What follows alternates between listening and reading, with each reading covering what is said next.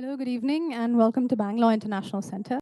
BIC is an inclusive and neutral platform for informed conversation, exchange of ideas, arts, and culture. This evening's program is Court on Trial, a data-driven account of the Supreme Court of India. The Indian Supreme Court was established nearly 75 years ago as a core part of India's constitutional project. But does the court live up to the ideals of justice as envisioned by the framers of the Constitution?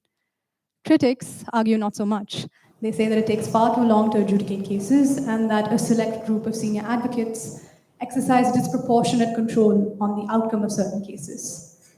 But this book that we're discussing today, Court on Trial, tries to unpack some of these controversies by building itself on nearly a decade of original and empirical research. And it also tries to shed light on how the Supreme Court functions, because it's often shrouded in mystery. I request all of you to either switch off your mobile phones or put them on silent. Kindly refrain from flash photography or videography. It's my pleasure to introduce the panel for today, the author of this book and Associate Professor of Law at the National Law School, Bengaluru, Aparna Chandra.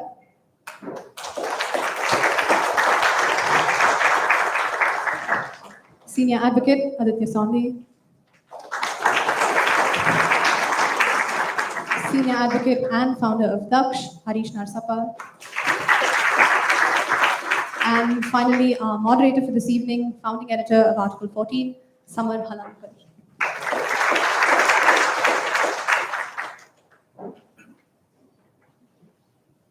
Good evening, everyone. I'm very happy to be here and to moderate a very eminent panel. I feel like a bit of an imposter among them. But we'll dive right into it. Aparna, this book, for those of you who haven't read it, is really fascinating. And the thing I found most fascinating about is this wealth of data that they've garnered and put out there and woven a very interesting perspective around it. We'll begin straight off, Aparna. I wanted to ask you about something that you said, that the Supreme Court today is very different from what it was at the founding of the Republic. Can you just take us a bit through some of the positive and negative differences that we've seen since? Thanks. Thanks, Samar. Thanks and thanks BIC and Article 14 for hosting this book discussion. Let me just get right to it. So when the Supreme Court was established in 1950, it was... Okay, can you hear me now? Okay. When the Supreme Court was established in 1950, it was a very small court. It had 8 judges. It had up to 8 judges. It had 8 seats. It used to hear about it got 1,000 petitions in the first year, somewhere around 1,000 petitions. Most of the judges used to sit in large benches, and they used to hear the cases that they were hearing, mostly cases that were brought directly to the court for enforcement of fundamental rights or other constitutional norms, and very few cases that were coming in from the high courts on appeal. That position has changed drastically today. And the change has happened for good reason. Starting the late 1970s, right after the emergency, the Supreme Court starts reinventing itself and its role in the Indian polity. And while before it was considered to be what one of the judges said was a forum for the legal quibbling of men with long purses. After that, it started reinventing itself as a people's court, right? A very accessible court where anyone can come in and bring their grievances. And if they can't come in, a public interested person can come in. And that was the start of the public interest litigation movement, the PIL movement. And the court reinvents some doctrines, its access rules, etc., to allow for all of this. So it's redefining its role in the Indian polity as an accessible court where people can bring injustices and government lawlessness to it. But to deal with this wealth of cases that is coming before it, it also then starts changing structurally. So instead of being a small court with 8 judges, by the late 1970s it had about 14 judges. Now it has 34 judges. it's sitting in ever smaller benches. So most of the Supreme Court judgments today are authored by two judge benches, are heard before two judge benches, not these larger benches that were more common in early years. It doesn't have the time to decide some of the most significant questions of the day, particularly with respect to the Constitution, because many of those cases require the Supreme Court to set up large benches, and to hear those cases in large benches, it either doesn't have the time, or it can hide behind the facade that it doesn't have the time and the resources to spare for many of these very, very important cases. What is happening is, because it has so many cases coming up before it, so around it gets around about 60,000 petitions every year now today. It is spending very little time listening to every case, spends very little time deciding on a case. That leads to a lot of conflict, because it doesn't have the time to really see how well its decision, or the judge's decision, matches up to the other precedents that are there before the court, and that's creating a lot of confusion and also a lot more litigation that is being generated. What that also does is that increases the power of the Chief Justice, who now has the responsibility to decide priority rules, decide which cases will get taken up when, decide when will constitution benches be created, who will sit on those constitution benches. And that is the master of the roster controversy that we saw play out so publicly a few years ago, when four of the senior-most judges of the Supreme Court, after the Chief Justice, came out in the open and said that the Chief Justice was using the master of the roster power to manipulate benches. So there are a range of systemic concerns that have come about not because the role should not have changed. That was okay, but there wasn't much thinking behind how the institutional processes of the Supreme Court should respond to address this new wave of cases that are coming up before the court. What has happened now is there's this sense that the Supreme Court is in crisis. So as we mentioned in the book, it's very interesting that as soon as a new Chief Justice takes office, the first interview that they do, they always set out some ambitious agenda for reform. Everyone recognizes that there has to be some reform, right? But the question is, what should that reform be? And unfortunately, much of the discussion on reform that's happening otherwise, much of it, not all of it, but much of it, is not based on any evidence or any data. It's based on impressionistic, anecdotal accounts. And so the attempt here was to bring data to bear on some of the conversations that are anyway taking place within the legal community on what should be the directions of reform, so that there's some intentionality, just as there was intentionality in the change of role of the court. There's intentionality in how the institution should respond to this changed role and reform these processes so that it can better perform this role of, it sets out this role of being the guardian of the Constitution and accessible courts, so on and so forth, so that it can better perform these roles. There's one paragraph in the start of the book, which is a little long, but I'd like to read it out to set a bit of a context. The Supreme Court performs, you say, a dual function. First, it can be approached directly to decide a range of constitutional disputes, such as those relating to the violation of fundamental rights, disputes between the center and states or between states, disputes relating to the election of high functionaries, etc. In these matters, the court exercises original jurisdiction. That is, a petitioner can approach the Supreme Court directly to seek remedy for such constitutional violations. The most frequently invoked part of the court's original jurisdiction is the power under Article 32 of the Constitution, which guarantees the right to move the court by way of a writ petition to enforce fundamental rights.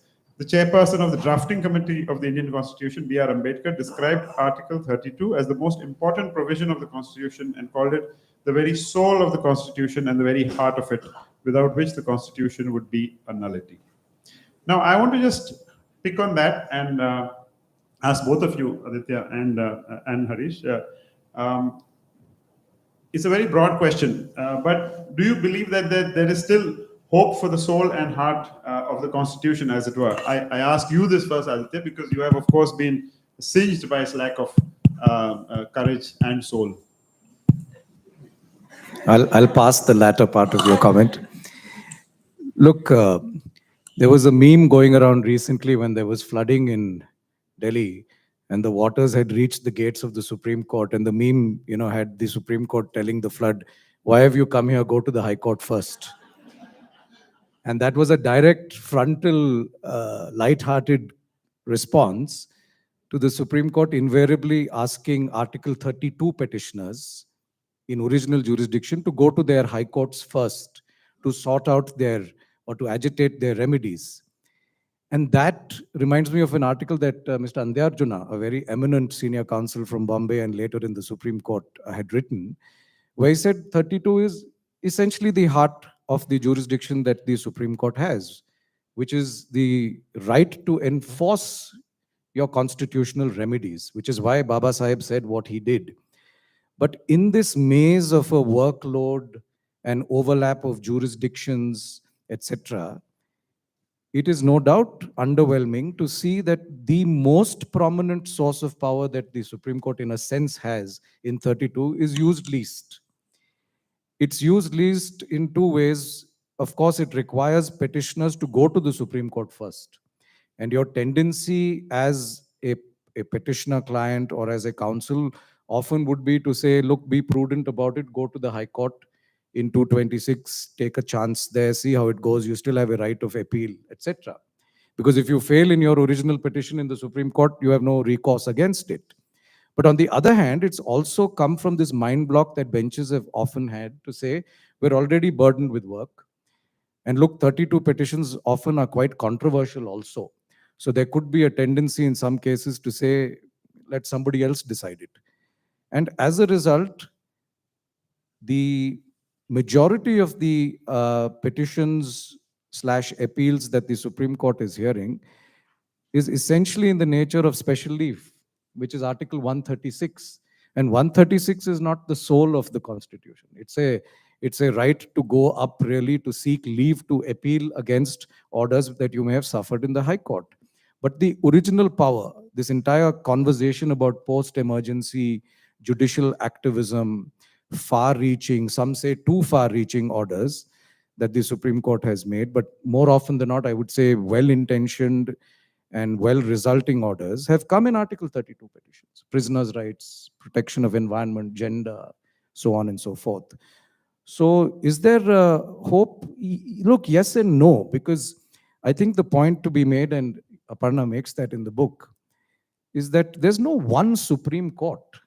Every bench of the Supreme Court is the Supreme Court of India. So if you have 16 or 17 benches sitting, the view of one is as binding as the view of the other. I won't get into the complexity of how precedents are laid down. Maybe we can talk about that later. But you could have some benches which are prone to exercising this jurisdiction in the right cases, in the right manner. If that is done, then yes, the soul is well and truly protected. But for that said, you might well have benches that will not touch an Article 32 at all. Or worse still, is where Article 32 petitions with very serious implications on our socio-polity coming to be rejected at the inception. That is, in a sense, a worst-case scenario. Because you're not even then telling the flood waters go to the High Court first. What you're saying is you have no case. And once the Supreme Court says you have no case, you have no avenue against it. So let me conclude by saying that it will bear heavily upon the disposition of the benches. But the general point, I think, that needs to be reiterated to all of us as part of the practice in the Supreme Court is to say that Article 32 is still very much in the Constitution and needs to be used, maybe discreetly, but nevertheless used often enough.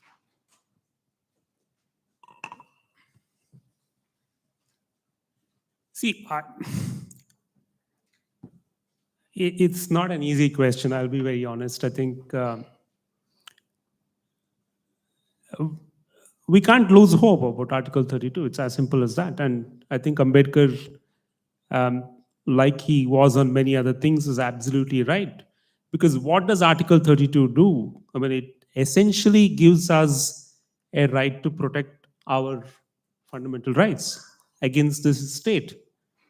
And without Article 32, we would be at the mercy of the state as far as all the fundamental rights go.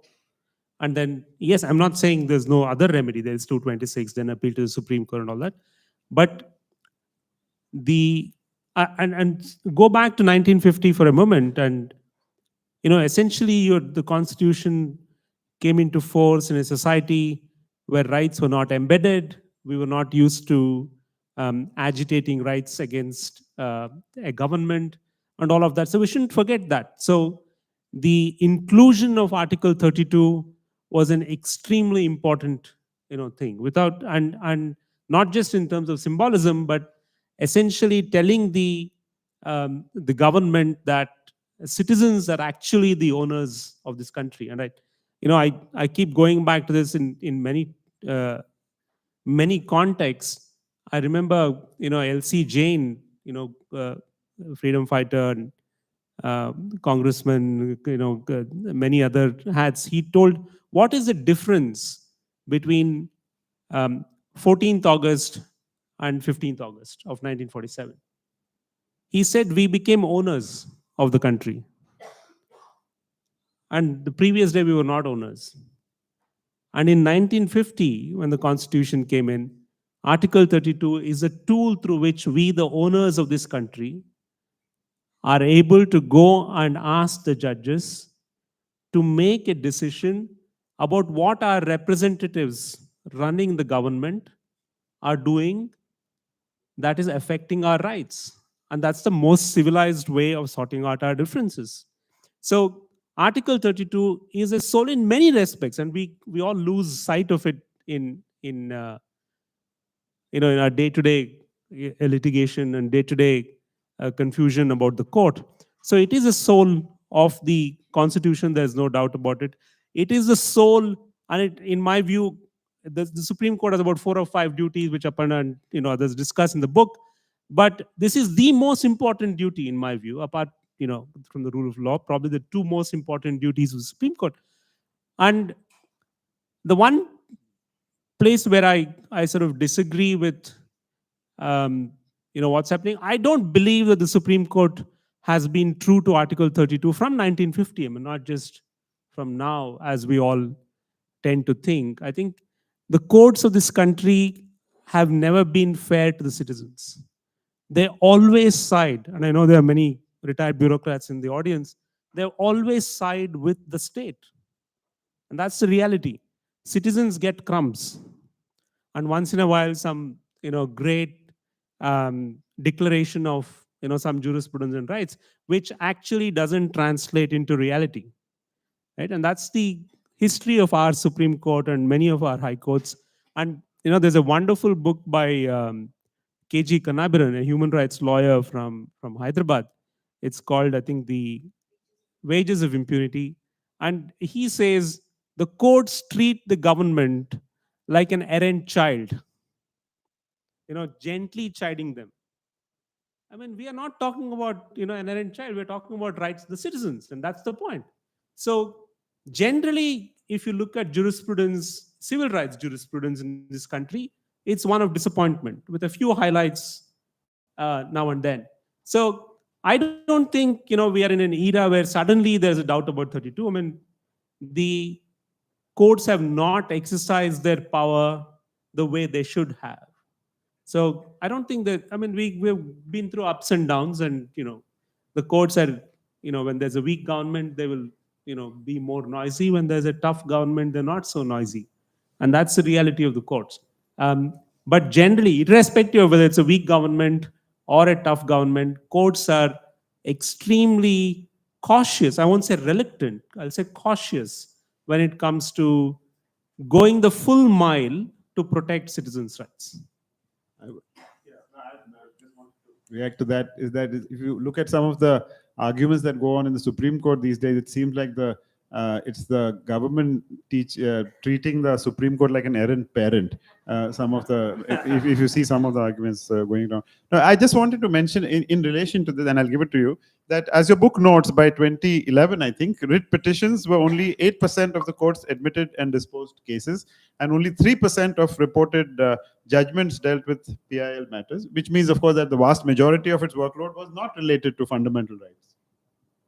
Right, that's what I wanted to mention. But just before that, thinking about both the symbolic and the actual value of the of Article 32, we do know a period when Article 32 was suspended, right, which is during the emergency, and we've seen what consequences that had.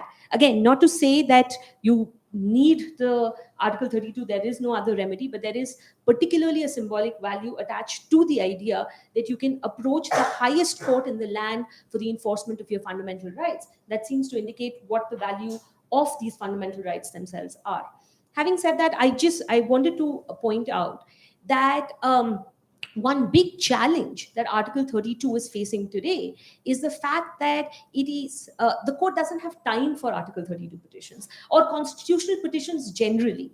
So the bulk of the work that the Supreme Court is doing today is an appellate court work, right? So it is like the final court of appeal, the court of last resort. Now it's not as if all the cases that are going up to the Supreme Court are these cases of grave injustice where the court has to intervene. In fact, in the bulk of cases, 7 of the 8 petitions that are made before the court in this appellate jurisdiction, the court rejects them on the face of it on the first day itself. And of all the other cases, finds, even if it admits the matters, it reverses the lower court decision in only about 55% of the cases. So the bulk of the cases, the Supreme Court is just taking one other look. The other interesting point there is that in these decisions, the 88%, 90% of its workload, which is devoted to just appeals, the court in its judgments does not cite any case. It is not dealing with any question of law.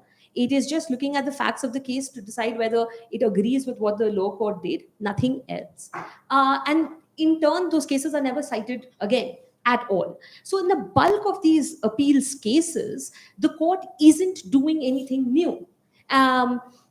What is happening as a consequence is that it doesn't have time to set up the larger benches where it will hear the constitutional matters. So constitution bench cases, which are cases that require 5 or more judges, are the longest pending cases before the Supreme Court. So if you think about some of the important cases that are pending before the court right now, you have the electoral bonds case, which the court just hasn't found the time to hear. It's hearing the Article 370 abrogation now after 4 years.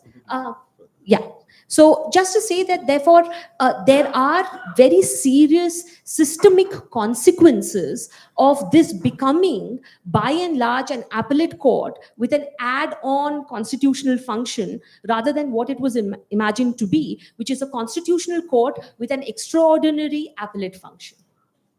Can I ask you a very layperson's point of view? And you refer to this, of course, quite a bit. This is discussed so often that the Supreme Court delays judgment, delays hearing many cases.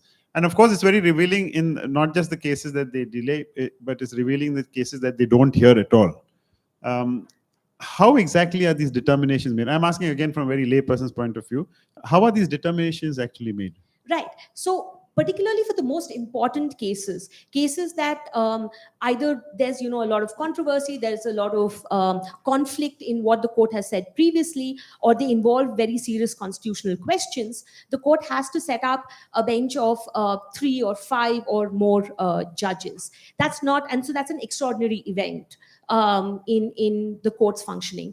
This is the Chief Justice's power. The Chief Justice, this is part of the Chief Justice's master of the roster power. The Chief Justice has to set this up, right? So the Chief Justice gets to decide in many ways the timing of the setting up, right? The Chief Justice may just sit on that matter and not set up a bench, and so in a sense exercise the pocket veto on the matter, or we'll set up the bench and we'll decide which judges will be on the bench. So that again is an extraordinary power for the Chief Justice to have. So that question of listing, the question of priority, when will the matter be heard, for the most important cases, is in the control of the Chief Justice. Yeah, so again, I'm diverging a bit from the book, but since you mentioned this, some of these cases that have come up in the recent past and the judgments that have followed from there refer to matters that, in fact, deal very much with the fundamental rights of citizens of this country. And I want to just pick on two examples, and I'd like both of you all to weigh in on that, which is the judgments recently that were made, recently, I mean, in the last few years, on UAPA and PMLA, where specifically a lot of jurisprudence, as it were turned on its head. From what I can see from the outside, is that the proof of innocence itself was turned on its head in some of these cases. Do these then become precedents? Do they not become precedents? And how are these judgments actually made, where they actually seem to be violating the basis of jurisprudence and the Constitution? May I? No, so both on PMLA and UAPA, in many ways, the view is not new. On UAPA, to an extent, when it came to questions of being associated with an unlawful terrorist organization, there is a new jurisprudence that has emerged, which is to say that if you have a membership, the presumption is that you are part of this association, and then you have to rebut it by showing bona fide acts in terms of exiting it in time upon learning of the activities of an organization. That said, many of these legislations, PMLA may be relatively newer, UAPA is an old legislation. And these exceptions in terms of presumption shifting from presumption of innocence to that of guilt, shifting the burden of proof on the accused, giving police officers powers to record confessions which are otherwise inadmissible. These are really not new judgments in that sense. I think the difficulty is, and especially with PMLA, I've spoken on this at length, is that PMLA is an extraordinarily harsh law. And therefore, one would have thought that the Supreme Court may not strike it down per se. That's because money laundering is a stated international obligation that India has adopted. So you're not going to have a Supreme Court say, legitimize money laundering. Of course not. But I would have thought that the Supreme Court would have had a middle path approach on it and actually read down some provisions and therefore given it a more equitable middle path perspective in its working. You saw that with AFSPA. One wouldn't have expected AFSPA to have been struck down, speaking, realistically. But nonetheless, there were safeguards read into it by the Supreme Court for what it's worth. But with PMLA, the curious thing, and this is where I'm surprised that the Supreme Court let it slide, is that the tail wags the dog. So you have a schedule to the Money Laundering Act, which determines whether the money laundering offense is triggered. And that schedule gets longer and longer. So you now have offenses under Trademarks Act, for example, where you found counterfeiting trademark. And if that money is found to be proceeds of crime, you're in a money laundering offense. The Trademarks Act may have a simple imprisonment penalty with a bailable offense. Good luck getting bail. So that's where I was surprised that the Supreme Court thought it fit to uphold the act in its entirety. I can also tell you that very quickly, a review petition was entertained and notice was issued by another bench, which is not something that often happens in the Supreme Court. But yes, if your question is that is there an increasing trend now that some judgments of the Supreme Court are less citizen-friendly, shall we say? The answer is yes. Harish, you have a perspective on that? No, I agree with what Aditya says. But as I said, my view is I think this is not new. I think, as I said, the courts are citizen-friendly only once in a while. And I think we should recognize that, and we should not shy away from admitting that. Somehow, see, our frustration with the executive is so high, right, that we tend to look upon the judiciary as as a savior. But the judiciary as an organization lends itself to because it has to function in a transparent way. I mean, the decision making is in the judge's mind, but when you go to court, you're heard.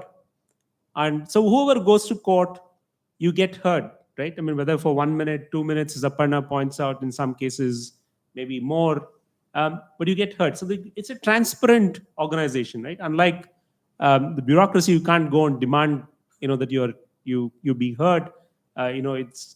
Decisions can be made in, in a different manner. But judiciary, by nature, by its very existence, one of the reasons for the judiciary's existence is to hear people fairly and in open court. So that gives us a lot more confidence, right? Even as someone complaining, you feel that you have a chance. But as a rule, I think in this country, I think from 1950, if you do a calculation of all fundamental rights cases and see, we should, probably easier to do for the Supreme Court, but if you do for the high courts and the Supreme Court, my guess is, in about 70-80% of the time, the courts favor the state, and only in about 20-25% of the time, and these are rough numbers, I don't have any data for this, it favors the citizens. So I don't think that has changed. So, and there's a reason for that, and we'll maybe talk about it when we come to appointments and other why are judges friendly to the state and all that, which Aparna and others deal with the book. So we can talk about that. But I want to make a point about the previous, issue that both of you are talking about, like who decides when cases come, who decides which cases are. We don't even have some basic rules of the game. Like in a hospital, right? First in, first out, except when there are emergencies. It's a simple thing to follow, right? So even if there are two constitutional bench matters, why should there be a discretion about which gets heard first? Both are important, right? So whichever comes first, you hear them. What's the big deal? Why should there be discretion about, I'll take this matter first, not? Unless, if there's an emergency, I agree. I mean, like if a house is being demolished, if a mosque is being demolished, church is being demolished, temple is being demolished, whatever, right? You hear that on an urgent basis. But otherwise, why should there be discretion about which matter is heard first? So we have proposed this for a long time. First in, first out. Accept that rule. It's not done. So there's an enormous amount of discretion. See, and in a way, I mean, if you look at it from the judge's perspective, actually they have a very stressful life. They work extremely long hours, and no human being actually should go through the number of hours they do. And this is the reality. They sit in court between 10:30 and 4:30, and then they have to dictate orders which have not been completed. They have to prepare for the next day. They have to read files. It's an enormously stressful job. And sometimes they have about between 80 to 100 matters listed in a day. And as lawyers, sometimes when my matter comes up, we just go and start arguing, and our matter gets over, we turn and come back, and before we are out, two other guys are standing up, right? And how can you process that kind of decision making requirement in a day, even if it's 100 cases, even if it's to decide whether I have to hear the matter, notice, or whatever, right? It's not possible. It's a very difficult proposition. I'm not sympathizing with them. I'm just saying that the job has become so actually caught up in its own complexity, right? And we are not, and Aparna made the point as to who is actually thinking about it. I mean, just taking the Supreme Court, because the book talks about the Supreme Court, who is thinking about this problem? The Chief Justice is not. But they also have to appoint High Court judges. They have to appoint Supreme Court judges. Now they also want to appoint the Election Commissioner. They also want to appoint the CBI Chief. They also want to appoint the CVC Chief. And all of us citizens clap these things when the decisions come out, because we are so frustrated with the executive, because we see partisan appointments, right? So we want some independence, but we're also burdening the judges. So the point to take about it is there are no rules of the game when it comes to hearings, and that's why there's so much discretion. That's the first point. Second point is they're not equipped to deal with this. They need help. So who needs help? And we forget this when we talk about judicial independence. the only entity that can actually fix this is the executive and the legislature. They have to fix it. That's what our constitution says. The job of the legislature is to, make laws. Let them pass a law about, how many hearings, what cases should get heard first. They don't care. The executive and the legislature are very happy with an inefficient judiciary. Why will they try and reform it? So I'll stop there because we have many other things to discuss. You have said, I think, in the past that delays benefit the executive. Essentially. Yeah. Because, at least in the high courts, because in the high court, the state is the biggest litigant. Yeah. I mean, state government, and the Supreme Court, it's a mix.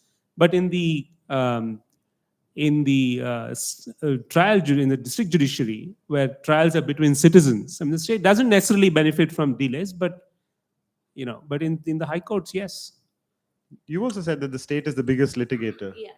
No, sorry, just to say on Harish's first point and responding to what you had asked earlier, someone said at some point, and I don't know who, that the Indian Supreme Court is the most powerful court in the world. And the Supreme Court's latched onto it. The number of times you'll get judges of the Supreme Court saying, we are the most powerful court in the world, as if that's a good thing, they say it all the time. But actually, they're very timid when in exercising that power. Now, I know we are going away from some of the themes of the book. This goes to my day job as a constitutional law professor. But it's actually the case that if you see some of the biggest advancement of rights that this country has seen, it has actually come from the legislature and not from the judiciary. I mean, the violation might have also come from the legislature in the first place. That's a different matter. But if you take your terror laws, TADA, POTA, etc., they are repealed by the legislature. Not by the judiciary says they're all fine, they're constitutional. AFSPA, the judiciary says that's fine, that's constitutional, and we'll read in some safeguards. So on and so forth, right? Reservations. The court is the one that's sort of limited the scope of reservations, and the legislatures had to go back and keep amending the constitution to provide these protections. So therefore, just to say that the court is by and large a timid court, it is, and that goes to one point, which is a limitation of works of this sort. That data can tell you a lot, but it can tell you only so much. Not everything can be measured, and not everything that is measured is the only thing that's valuable about a court. So just to say that is something we should take away from, we shouldn't take away from this discussion the idea that if you see something with data, that's the only thing that's worth knowing about the court. The more important thing about the court is that it is a timid court. It does not do a good job of holding the government to account for transgressing constitutional limits. Actually, the main thesis of your book is indeed that the Supreme Court, whether or not you subscribe to the proposition that it's the most powerful court in the world, is a court with great power, jurisdiction, and influence. But notwithstanding all that, you clearly say, if it's a one-line takeaway, that it is in crisis. And if I may, I'll just sum up some of the things I thought is what were the reasons why you were saying it was in crisis, is because it has a well-intentioned approach to being a people's court, but that has backfired, right? That backlogs are growing, and and so is the influence of senior advocates, and and we'll get into that as well. And that the Chief Justice's powers are being arbitrarily exercised as master of the roster, and the Supreme Court is just not strategically exercised. The Supreme Court is not diverse enough, and its judges often pander to the government. So that is, in fact, and all this actually has been informed by data, which is why I found it extremely interesting. Harish, you have, I think I've seen some of your evaluations of judicial performance, and there you've specifically explored the adverse impact of delays, and you also have some recommendations on some of these, I think. So if I were to ask you, and again, it's a broad question, how can these delays be cut out? I mean, I'll just refer to what the book says about delays. Is that the book says that 40% of the cases in the Supreme Court docket as of 2018 had been pending for more than 5 years, up from 17% in 2011, I think. And there are, of course, super fast disposals, so that's a different matter. And of course, as I said, you said delays benefit the executive. How can these delays realistically be cut down? You said it's because the executive and the parliament together can do that. But is there something that the court can do? I mean, they have certainly found there that courts tend to admit, the Supreme Court tends to admit almost everything that comes its way. See, so there's delay in the entire judicial system, which includes Supreme Court, district judiciary, high courts, etc. Supreme Court is it's at the top of the pyramid, but the Supreme Court's crisis, as far as number of cases and delays go, delays are too much for the Supreme Court. 5 years, 6 years, 10 years, sometimes the matters don't get touched. In the Supreme Court, I think even like a month's delay in the Supreme Court is a crisis. Okay, and that's because Supreme Court's delay in one case could be affecting, about 10,000 cases in the high courts and the district judiciary on a regular basis, right? That I'm just guessing. So it's imperative that the Supreme Court decides cases quickly. That's there's no doubt about that. That's a given. So if you take just the Supreme Court, and how does the Supreme Court deal with its numbers?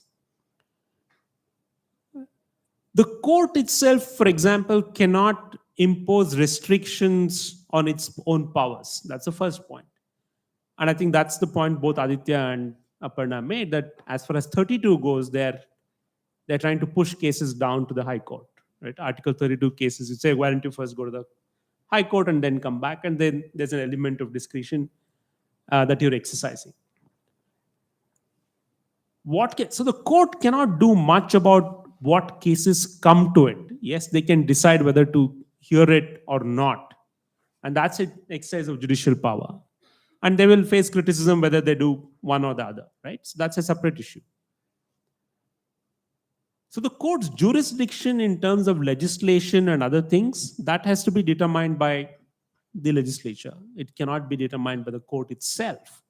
The court can only impose certain rules around what kind of cases it will hear, and and so on and so forth. That's one thing. But what can the court do to solve its workflow problem, essentially, right? And that they have to manage themselves better. And judges are very poor managers, because that's not their days, that's not their skill, right? You don't appoint a manager to the Supreme Court of India. You appoint technically, and the presumption is that they are good lawyers and good judges, right? And that's why they are appointed to the bench. Even it starts from the High Court, right?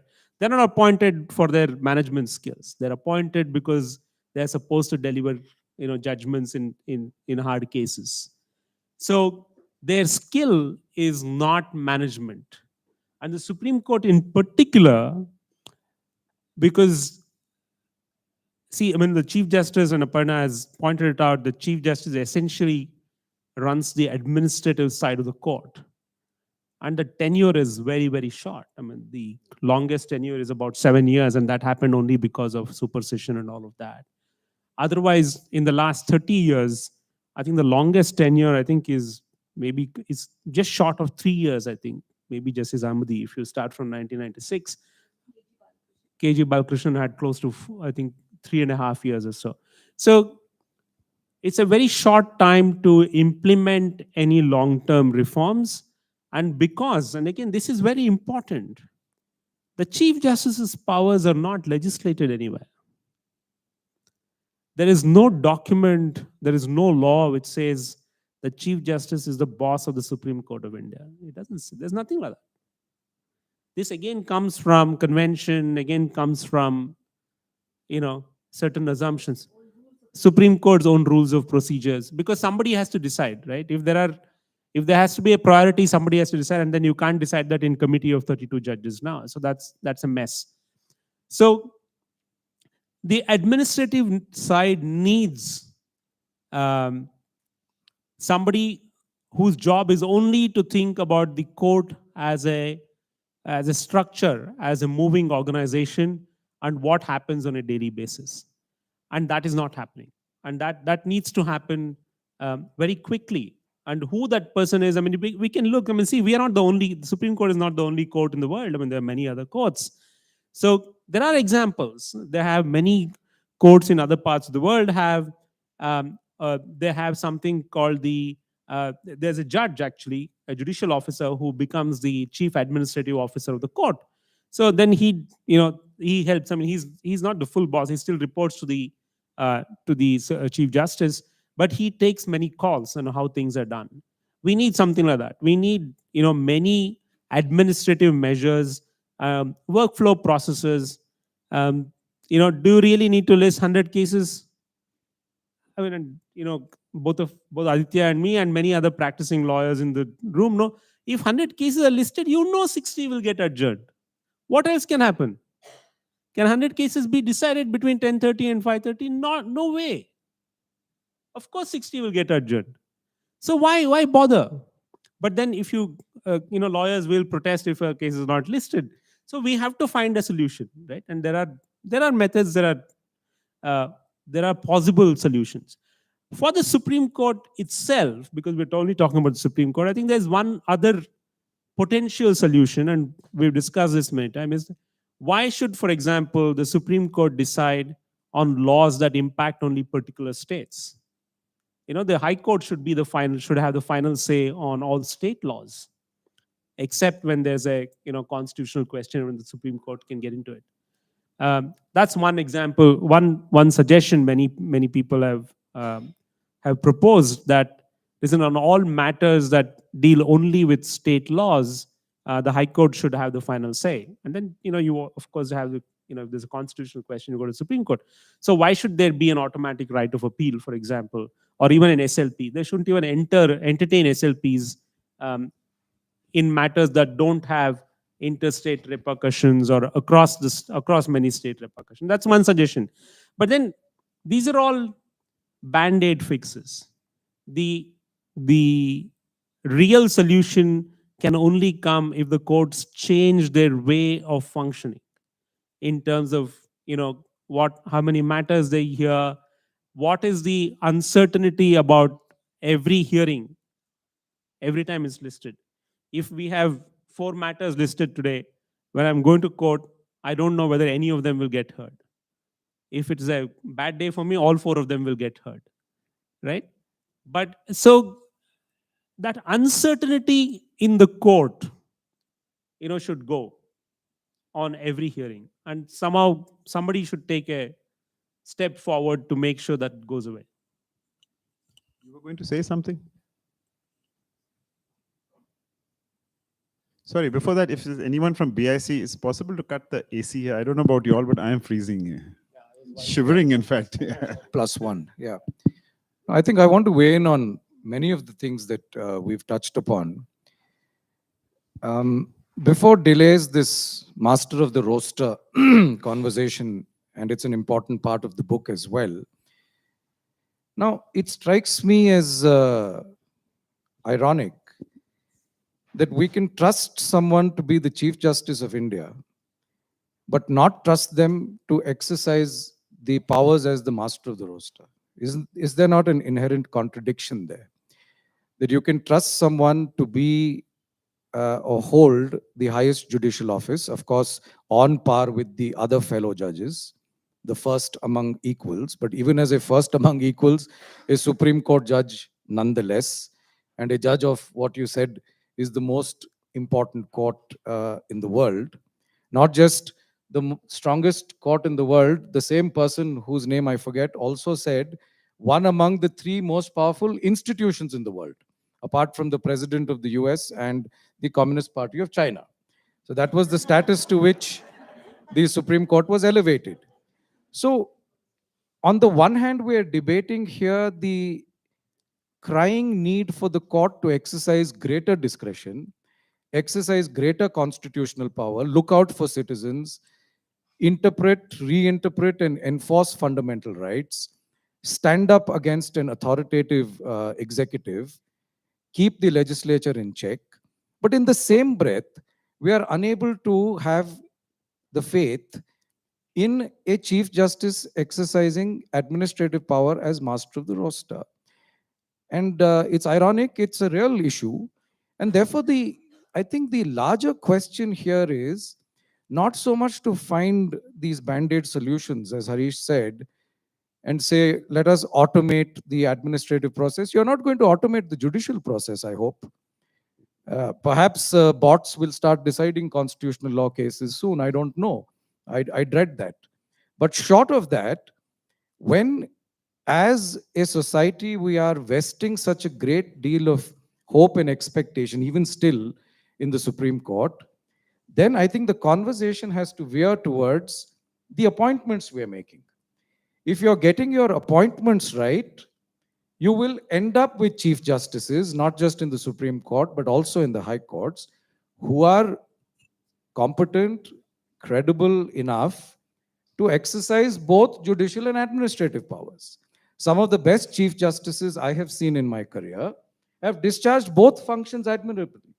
In fact, many of them have been splendid administrators, right? As much as Harish says judges are not good managers, some of them, in fact, are, in their ability to be able to take into account the many administrative needs that a court has. A high court has greater administrative needs in a sense, because there are many districts you look at. The powers that the Chief Justice of a high court exercises in some ways are broader than that of a puisne judge in the Supreme Court, who is not a Chief Justice. So therefore, the question, I think, has to go back to the quality of the appointments that you're making. The emphasis on the Supreme Court is really the end product, as it were. Most judges from the district judiciary don't make it to the High Court. Most judges from the High Court don't make it to the Supreme Court. And both the district judiciary and the High Court are critical to our justice delivery mechanisms. When you speak of delays affecting you as a litigant, I don't think everybody is in the Supreme Court. Many people cannot afford to be. But the delays that are affecting you are in the civil court, in the sessions court, in the high court. And that, I think, also ties in with the related question that comes up in the book. Pardon me if I'm digressing a little bit, but on diversity. And the diversity conversation is about, as Aparna says in the book, the Supreme Court has done reasonably well, at least in talking about diversity in terms of, say, religion and region. Not so well when it comes to diversity in terms of gender and caste. And that's a fair comment to make. But I believe that conversation has to go a lot further. And perhaps in 5 to 10 years, you're going to start speaking about diversity in terms of independence. Now, which data finding inquiry is going to be able to tell us today how many independent judges do we have in the Supreme Court? And how do you measure that? But according to me, that is going to be the measure of our courts, right?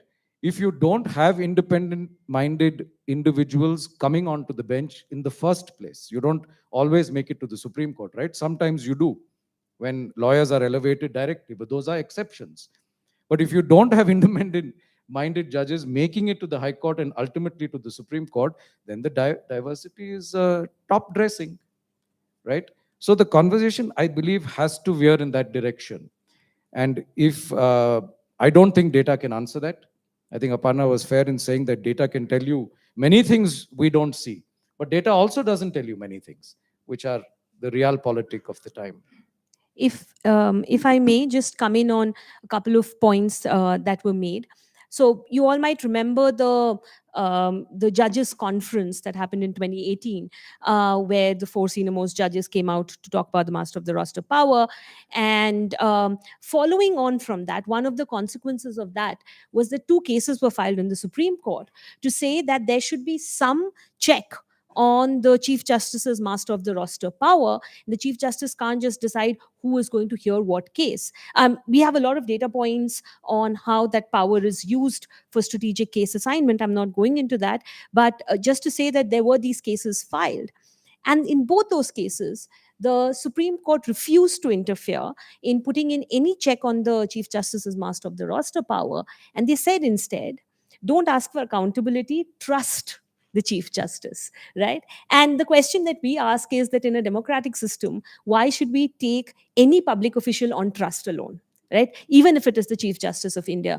In their judicial functions, as Harish was pointing out, there is some level of transparency, at least in, they have to hear us, they have to give us a reasoned order. And while that hides a lot, at least there is some process of some process of transparency. But on the administrative side, the Chief Justice is exercising an administrative power like any executive is exercising an administrative power, and should therefore be accountable in the same way that any other administrator is accountable. So that's just one point. The other point, again, to do with lack of standards, is this SLP jurisdiction, right? Special leave to appeal is at the Supreme Court's discretion. You can approach the Supreme Court against any order of any court or any tribunal anywhere in the country, and the Supreme Court has the discretion to admit it. Now, that's the bulk of the work that the Supreme Court is doing today. This was supposed to be a very extraordinary power. It was replacing a very extraordinary power that the Privy Council had before independence, when matters used to generally lie with the high courts. But there was a Privy Council which exceptionally could take on a matter. And the idea was that, why should our Supreme Court, our highest court, be anything less than the Privy Council? And so therefore, we should have this kind of a power. Now, we discuss in the book how that power in the last 30 odd years has completely overwhelmed the court. So a few years ago, a case was the Supreme Court itself, a two-judge bench of the Supreme Court said, we really need standards on SLPs, and we need clarity on when can we admit a matter under the SLP. And so they asked the Chief Justice to constitute a 5-judge bench. 2016, 5 judges of the Supreme Court sit together and say, trust us. We know when to admit a matter, and so therefore we should not have standards. So just to say it, and just echoing something that Harish, I think, was saying particularly earlier, that the court does not like standards because it binds it, and so I mean, again, it either requires internal will or external pressure to ensure that some of these standards come to pass. So this is a good. Sorry, Samar, just one point on. See, this Aditya made an important point. Master of the roster should not be a big deal. Why does it become a big deal? It becomes a big deal when there is uncertainty or certainty about outcomes if it goes before particular benches. Right? That is the problem. And that's the point, of if you're, and this is a question, I mean, I know Supreme Court in crisis, but hang on, the Supreme Court has been appointing High Court judges for the last 25 years. So if you're in crisis, it's your own problem in a way. I mean, if I'm being uncharitable about it, but that is only like, it's very superficial. But if you look at it, if it makes no difference to a case as to which bench hears it, the master of the roster powers is irrelevant because it only decides whether X hears it or Y hears it. There's an element of discretion because you think an outcome is predictable if a certain bench is hearing it. Or as Aparna's book rightly points out, in how constitution benches are formed, and an amazing statistic that I saw is the Chief Justice hardly ever in dissent when he is heading a constitution bench. So then obviously there is something, there's a human element. There's also an uncertainty element about the nature of people that are hearing cases. And since judges are appointing themselves pretty much, although I think this executive has turned that upside down as well, I think the question is, because we think there are different outcomes possible before different benches, and this is more pronounced in the high courts where only a single judge hears, there's not a division bench, the power of the roster becomes important. Otherwise, according to me, it should be like, ina mina dika, right? You just choose whatever you want. Why should it matter? So can I just one final thing about something that I think Aditya mentioned? Absolutely right that the Supreme Court forms a very small part of the entire judicial structure. So just to give you a statistic from the high courts, I was looking at it right before the session started. According to the court's own data, as of today, as of this afternoon, about 22% of all cases pending before high courts across the country have been pending only in the high court for more than 10 years. So that's the that's the scale of delay that we are talking about. Most of these cases would have come from the trial court, so we don't even know how long they've been pending in the system. There are two issues I want to quickly run through, and I say quickly because it's already 7 and we need to give time to the audience as well. So both related to all of you are talking about. One is the issue of master of the roster and special leave petitions. Which shall we do SLPs first? Now, a very interesting data point that you had was that most hearings on SLPs last 1 minute and 33 seconds in the Supreme Court, or less, as you found. So, tell us a bit about the effects of this data point. One major fallout, of course, as you've said, is the preeminence of granted to senior advocates. Two of them are right there. Yeah. We are not grand senior. I'm quoting. I'm quoting from the book, and this is a very interesting anecdote you have here. A senior advocate filed a special leave petition with the Supreme Court, and at the admission hearing, a judge asked, "Is there any merit to your case?" He answered, "Your Lordship, I flew all the way from the UK to appear at this hearing. I would not have done that if there were no merit. The SLP was admitted." I will just say that my colleague sitting here, Rahul Hemrajani, and his co-author found that statistic. So we've just piggybacked on their work. But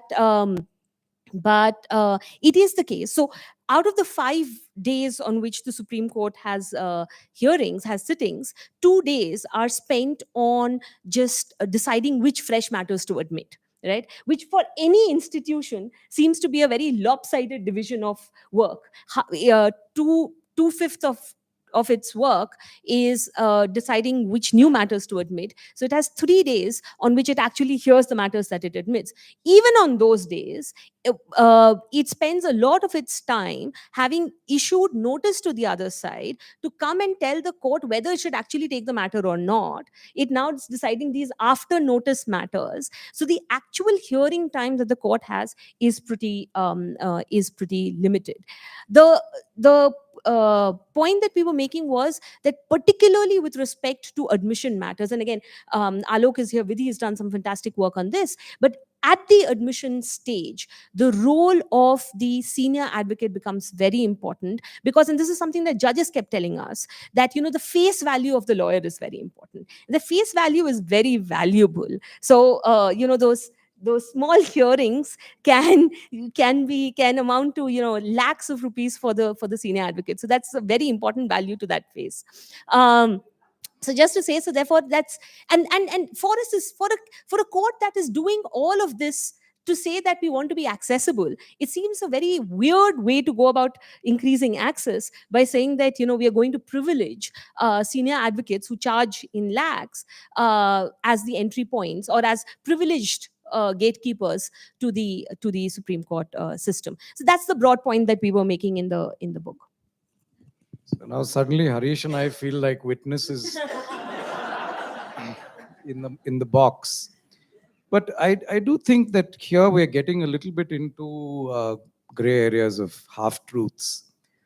There are many, many senior advocates in court, and more so in the Supreme Court. So I don't think statistics tell us everything. I don't know if you name the senior counsel who said he flew down from the UK. You should then. Look, I have always believed very personally that face value is a good thing in court and something to aspire to. The problem is face value is now conflated with bias. But I can tell you that as a young lawyer, senior or not, having a court recognize you for being an honest and a well-prepared counsel is something that is aspirational. And in a court which is so burdened, like you say, with 100 cases, 150 cases, if there is a counsel before you who you can take at face value and say page 64 has this document, and the court need not turn to page 64, I think that is a credit to the system. It's better justice delivery. So the problem here is that it's now these episodes of sort of man biting dog that are driving the narrative. I realize that man bites dog a lot more these days than it did earlier. But I think in many ways it's a neutralizing effect. that if word goes around that a senior counsel is going to have a better chance in a case, trust me, almost in every case you will have a senior counsel opposing you as well. So the problem lies in those sharp cases where a bench is driven by the wrong face value. And that wrong face value could be anything. It could be caste, region, chamber, sometimes more pernicious things. But those can happen whether you're a senior or not. I've seen that happen too. But I don't think that by itself is really the bane of the system. 1.5 minutes per SLP. Now, let me try and explain that from my experience.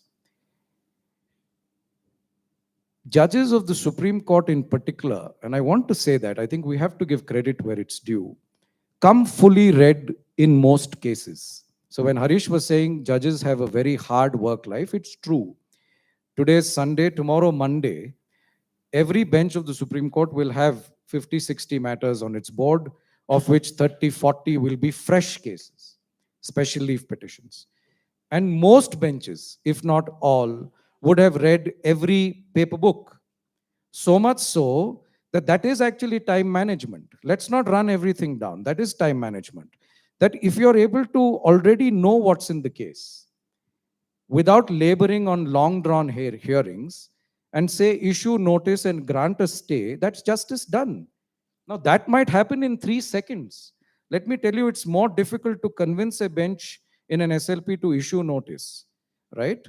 And you really need to argue when the bench is not inclined to do so. That's probably where your 1 or 2 minutes come in. And there's a different realistic issue here that I want to point out. We are driven by too many challenges. You want to curb the inflation of cases, the docket explosion, the delays, of course. But what constitutes a bulk of these SLPs nowadays in the Supreme Court? Let me tell you, it's bail petitions. So let's ask ourselves why. Today we are rejoicing bail like never before. If somebody gets bail in a tough statute, a journalist gets bail after 3 years, 4 years, we rejoice it as if it's an acquittal. Why is that? Why are these cases reaching the Supreme Court? They're reaching the Supreme Court because perhaps the Sessions Court or the High Courts are not inclined to grant bail. It's not in every case that the state goes to the Supreme Court when bail is granted. I don't know the data on this. This is just my perception with my years of practice. It's in politically sensitive cases or otherwise slightly sensational cases that the state will challenge the grant of bail. But in most bail petitions in the Supreme Court, it's the accused who are in petition. So please see the countervailing forces at play. On the one hand, you don't want cases to multiply in the Supreme Court. So fine, then let's just say dismiss all bail SLPs. But what's the flip side of that? Who's going to give you bail? And if you're not granting bail, liberty is suffering. So I do think we have to keep an eye on the type of arm wrestle that's taking place in constitutional litigation today. Now I'm talking about constitutional law. A lot of litigation in the Supreme Court doesn't involve the state, right? So the state being the biggest litigant or otherwise is immaterial. It can be a partition suit, a property suit, an intellectual property suit, whatever. But when it comes to state-facing issues, a lot of litigation in the Supreme Court relates to matters such as this. And there is then this fine balancing act that has to take place. Do you as a judge want to multiply the pendency of litigations by issuing notice in a bail petition and grant it? Or do you want to curb it at the inception without thinking about the consequences? And I think we have to think about these things. So I think we're really running out of time. If you want to address the master of the roster issue very quickly, Okay. and open it up. Right.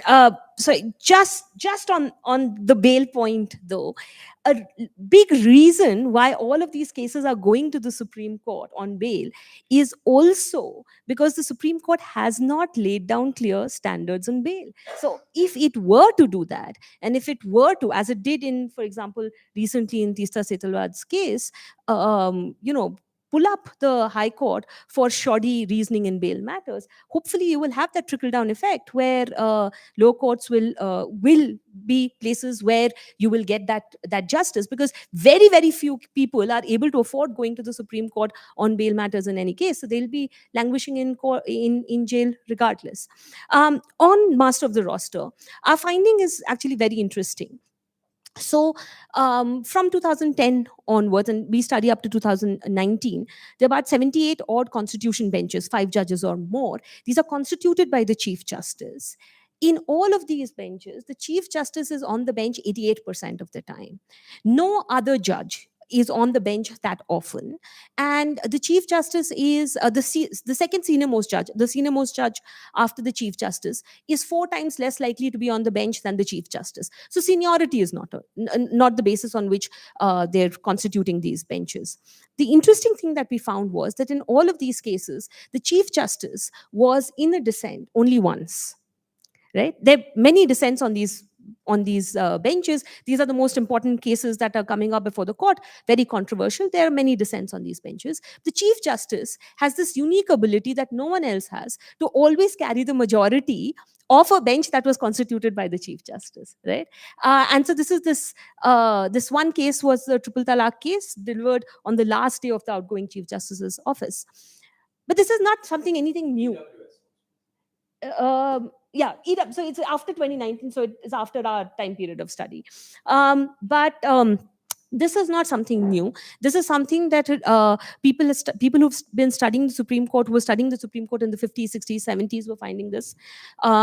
Someone has found that from of all the Constitution Bench decisions from 1950 up to 2011, about 1,500 odd Constitution Bench decisions, the Chief Justice was in a minority in about 9 cases, right? So just to say that this kind of power of constituting a bench, which will always agree with you, almost always agree with you, is a very powerful,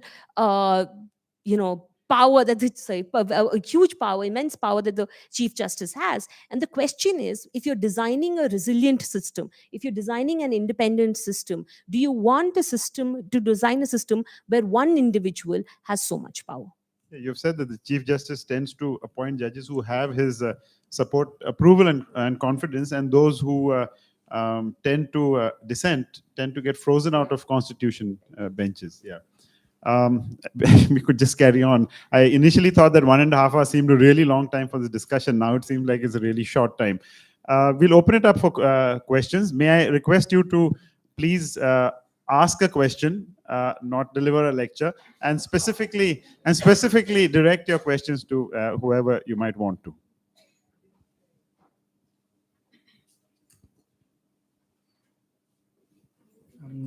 Good evening, everyone. Thank you so much for this. We'll take about 4 questions, or so 4 or 5 questions. Good evening. Thank you so much for this very enlightening session. I had a question specific to Chapter 5, which is appointments. And you mentioned that caste and gender is better? Yeah. Okay. So you mentioned caste and gender diversity lacks in the Supreme Court. And specific to gender diversity lacks even behind representation of women in law. Representation of women in law is 15%. And representation of SCs and STs, I don't believe we have numbers for.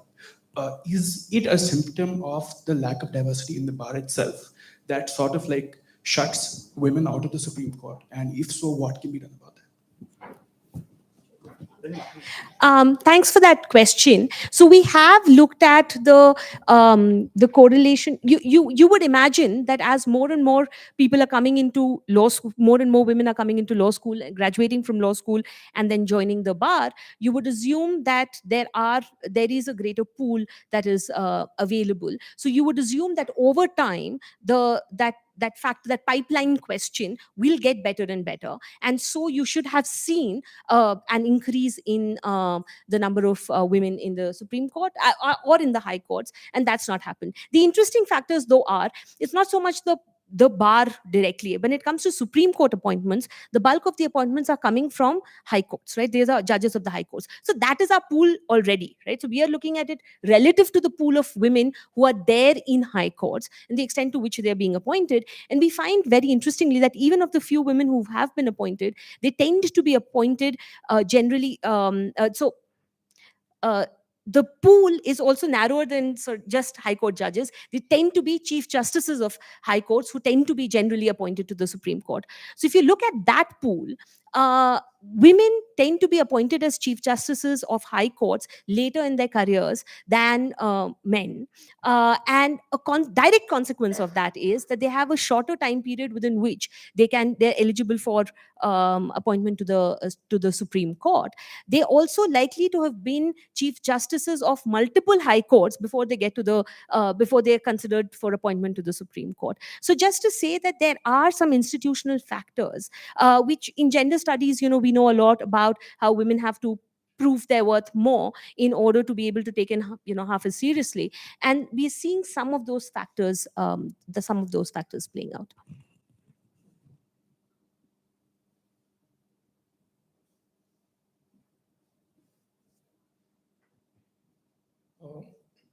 I got a sense from almost everyone on the panel that you sort of prefer Article 32 petitions to be heard a lot more than they are being heard right now. But one of the criticisms is that there are a lot of PILs and coming to the court which aren't meritorious, and Article 32 goes to Supreme Court before it comes to the High Court. I was wondering, a lot of other countries don't do this. Ours, or perhaps in South Asia, a few more, are one of the only courts which allow direct access to the highest court of the country. Do you think it's good for the Supreme Court in some cases to exercise restraint to manage this time issue problem? Is Article 32 all that, good beyond the symbolic?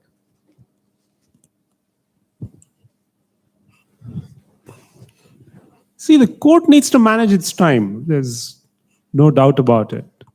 And it's actually a sad state of affairs when you're talking about the court's inability to manage time, because I think the court should not be asked to deal with these issues. I mean, court should actually, hear substantive matters and deliver justice, But because we are faced with this problem, we don't have a choice. We have to ask about, time management, matter management, all of those things. I'm not necessarily saying that the court should hear Article 32 matters more than it is currently doing so. The point I think most of us made was that the reliefs that you get in Article 32 matters may not be, satisfactory from a citizen's point of view. But yes, the court is hearing more SLPs in Article 32 and that is a problem of the court's own making, right? So the Supreme Court in crisis means the high courts are in crisis. That's not, why are there more SLPs? Right? In every matter, yes, there will be someone unhappy. The losing person will never be happy, of course. So he will always want to appeal if an appeal is available, right? But if the Supreme Court is also constantly doubting the ability of the high courts to decide on matters where the law is settled, because Aparna pointed out that in most of these matters, neither is law settled in SLPs where the decisions are being made. There's no law being mentioned, nor sometimes even the facts. It's just discretion being exercised because you are doubting the ability of another constitutional court to decide a particular matter. And that's a serious issue which needs a lot of study, which nobody has studied until now, except on particular matters. So I don't think that's it. I think the right to approach the highest court is a valuable right. And I think it's also, we should also remember it was an extremely valuable right in 1950 because we didn't know where the country was going, how it will, work out and all of those things. Is it a valuable right today? I think it's an extremely valuable right even now, given the, political vagaries of different states, all of those things. And given how political some high courts have also become in terms of outcome, not in terms of, ideology or anything, but in terms of outcome. Suddenly, some high courts in a particular phase of time always decided against citizens. And, so it is important to have this right. Um, I don't think we should be particularly worried about what other countries do. I think we should just figure out what's good for us. If I can quickly add to that, your question is about the PIL jurisdiction per se. Article 32 petitions need not be PILs, but there is I think, a need to be cause-driven. Benches need to see the larger causes that come before them. With PILs, there is also a need to weed out the flippant ones. And we know that there are a lot of frivolous PILs that get filed in the High Court and the Supreme Court. And it's not so tough. The Supreme Court has laid down the test. I mean, if it's P political, P personal, or P publicity, out you go, right? And we often know that a lot of PIL work is publicity driven. PIL petitions are leaked to the press before they come to the court.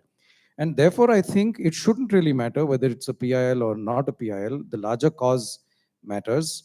These filters are crucial. If you smell a rat in a PIL, any of these, it should be stemmed straight away. And I do think that with the indulgence that the court shows in these causes, the court must equally develop a very strong exemplary cause jurisprudence to deter, right? We can't have these general principles flying around saying PIL should not be entertained or should be entertained. Life's far more complex than that. But I do think to deter flippant PILs, abuses of process, this cost and deterrent cost jurisdiction has to come in. If it doesn't, then there's really no check on it. And that should apply equally, I think, to flippant and frivolous litigation by parties and especially by the state. You will see petitions galore that the state files SLPs because the officers want to play safe. You disregard the advice of the AG's office. You file an SLP, let it languish there on delay, sometimes 3 years delay, 4 years delay. Cases don't come to the bench sometimes for months because no one's really interested. Now, to stem that litigation, I think a cost jurisprudence is extremely important. That will also then have a spiraling effect on multiplicity of litigation. If I may, on Article 32, let me give you some statistic then.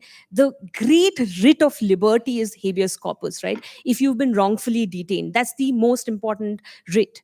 Now, in the Supreme Court, habeas corpus matters, which are direct Article 32 matters, take on average about 1.5 years to decide. What does that even mean?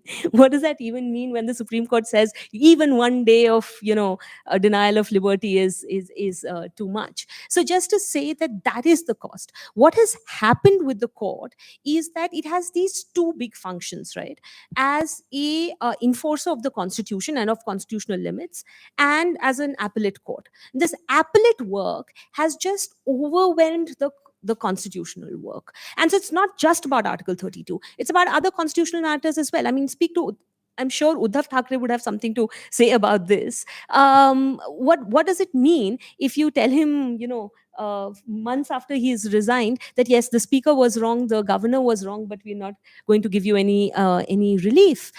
Because these are the matters that should be decided on a priority basis. But the court can very easily evade its responsibility by citing the pressure of work. So that might actually be the case, or that might be a easy veneer for the court to hide behind.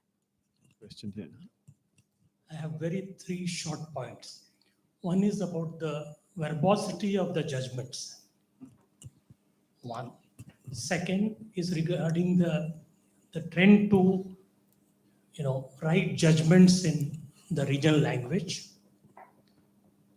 And the third one is just on verbosity, I'm again forgetting who said this, but I think it was one of the two usual suspects, Mark Twain or George Bernard Shaw, who wrote a letter to someone and said, "Sorry for writing a long letter, I didn't have the time to write a short one." Yeah, no, verbosity also, I think the longer the judgment, I think the relief at the end of it is very poor. And we want to give you verbose answers as well, except to say that if you compare the constitutional bench judgments of, say, the 50s and 60s to what they are now, you'll see a marked difference. They're pithy. You know what the ratio is. I think that's extremely important. As a practicing counsel, if I want to cite a judgment as a precedent in another case, I should be able to get to the ratio. Ratio is really the principle that the judgment lays down, and be able to find that one paragraph where you get that answer. And that's a lot harder now, because you have to sift through hundreds, sometimes thousands of paragraphs, sometimes unsuccessfully also. So I think there is an advantage to that. It saves time. It enables you to decide many more cases quicker. It reduces the burden on the benches. But I think most pragmatically speaking, it gives judgments the sort of the precedentary teeth that they deserve. I think the judiciary requires what journalism calls the nut graph. Yeah, go ahead. So my question was some points that were already touched upon. Whenever we are discussing the crisis of the Supreme Court, the next point becomes there's a crisis in the High Court, but the crisis of the Indian legal system as a whole in its enforceability, the remedies that the Supreme Court does give, the positions of law that it does settle are not seeping through to the lowest of courts where it can be enforced properly for all the citizens of our country. Do you have anything to say about that, especially in the context of the discussions you've made about Vishaka and about the bail orders? And Right. once we get there, maybe perhaps the pendency would be different.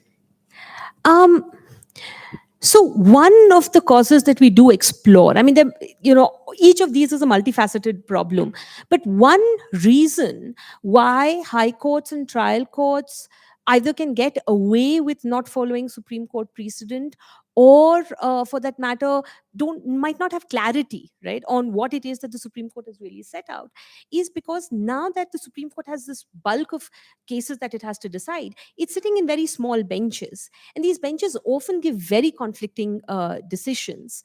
So as a result, you have on any point of law, you can cite multiple very contradictory trends, all of which really can have equal value and weight. And so for a high court judge, I mean, this is the job of lawyers, right, to then persuade the judge on one side or the other that this is the line of cases that they should follow. That uncertainty, so Pratap Bhanu Mehta calls it the promise of uncertainty. The uncertainty that is ingrained in that that kind of a system is very structural. It's structural because of again what others have called the polyvocal nature of the Supreme Court. And so if the Supreme Court were taking fewer cases but reasoning it out better, having clear ratios, then that is likely to have a knock-on effect. Hopefully it's more likely to have a knock-on effect on better judgments in the High Court and the trial courts than the current system, where the different, you have 17 Supreme Courts of India saying 17 different things, and the High Courts have to figure out what's the right position. We're almost out of time. So as the master of the roster for the evening, we'll take just one question, please. Good evening, sir and ma'am. Sir, most of the writ petitions are rejected on the ground because there's an efficacious remedy available. Do you think that this kind of remedy is a good thing, or do you think it's like an added for justice is delayed? What is your viewpoint on this? 226. It's not every case that an alternative remedy is available. If you challenge the validity of a statute or raise a rights or a constitutional question, there is no alternative remedy except to go to the High Court, right? But otherwise, of course, it's an important criterion. You can't have folks bypassing statutory remedies, appellate tribunals, right? We have those hierarchies within every statute has it. The Income Tax has it, Act has it, the Municipal Corporations Act has it. If you're going to bypass that, you're only going to open the floodgates. You will have writ petitions filed on every cause of action. Your neighbor's wall is sort of encroaching onto your land. You're not going to rush to the High Court, right? And that's exactly where alternative remedy is a self-made sort of regulation to keep writ petitions out. And that's a very crucial part of time management and case management. As much as you want to encourage parties to bring good causes and rights-based causes to the court, you can't have high courts deciding all and sundry issues. So therefore, yes, I think alternative, provided, please remember, and I can guess you're a lawyer or a law student, it's not just an alternative remedy, it's an alternative and efficacious remedy. And efficacious is the crux. Many times you may have a right of appeal from, say, a board to, say, the chief secretary. But if you can show that the chief secretary is an interested party for some reason, right? That remedy is not efficacious. It's just a paper remedy. Or many times you have tribunals, appellate tribunals not sitting. You don't have officers appointed to tribunals. So you may have the remedy as an alternative, but it's not efficacious. And that's where then courts must lean on the other side, which is to entertain those writs and not leave parties remediless. Okay, thank you very much. I think there will be no dissent in saying that this was a fascinating evening. So thank you, Aditya, Harish, and Aparna, of course, for a fascinating book. And thank you, everyone, for coming.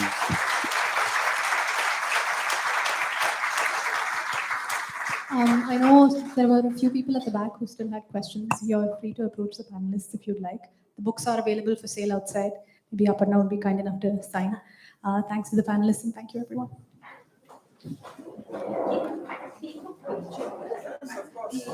First person.